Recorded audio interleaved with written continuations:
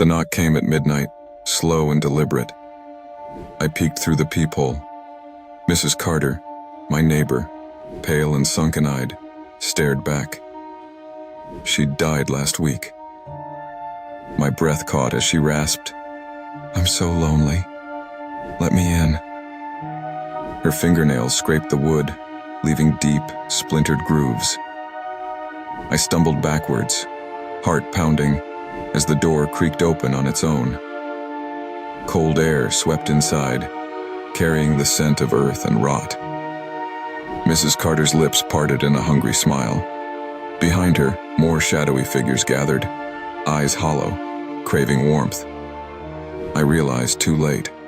I was their invitation.